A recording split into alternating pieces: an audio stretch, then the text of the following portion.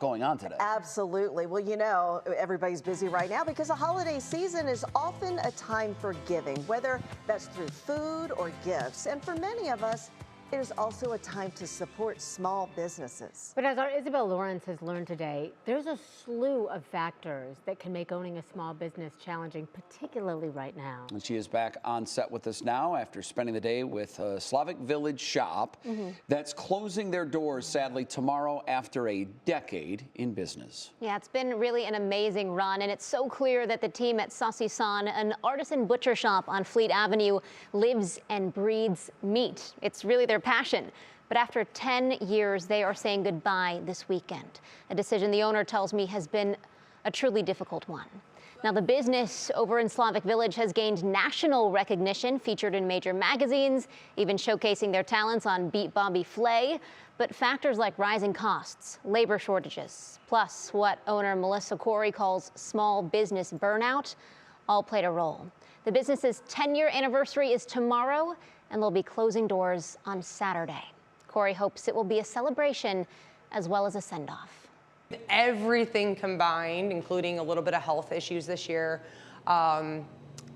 it just kind of presented itself in a way that if we were going to continue to fight, it wouldn't be in the same capacity in which we have grown to love and respect on how we operated our business.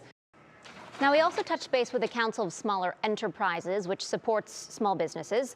Their executive director tells us it's hard to track exactly how many small businesses have closed in our area, but she knows it's happening. She says the loss of pandemic supports, plus high interest rates and competition for talent and workers are all factors. And she says that actually about 98% of businesses in our region are small companies. She calls them the lifeblood of our economy.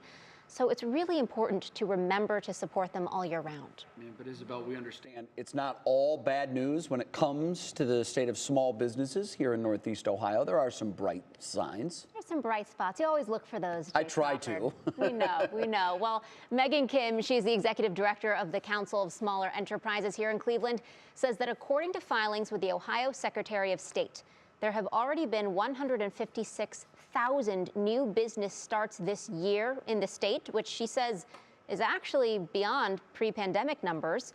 In 2019, for example, she says there were about 130,000 small business starts statewide. Okay, so Isabel, if small businesses need support, what resources do they have that are available for them? Yeah, so important. So Kim says there's a really strong entrepreneurial ecosystem right here in Cleveland.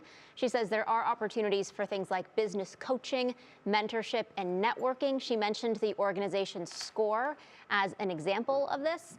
Plus, she says there are also grants available to help small businesses. And of course, we will have links to those resources on our website. Yeah, we hope that helps some people out. It's interesting that the small business numbers have rebounded so much because typically when interest rates go up, it makes it more difficult for businesses that are just starting out to go get the capital they need because money is much more expensive. So that's a really encouraging sign. Yeah, she definitely remarked that, it is difficult to obtain that capital, like you said, Jay, but she also said a lot of folks who are younger in particular have a real entrepreneurial spirit and they're interested in actually starting something and going off on their own. So that could be kind of a new trend that we're seeing as well. Good. They are the lifeblood of our economy.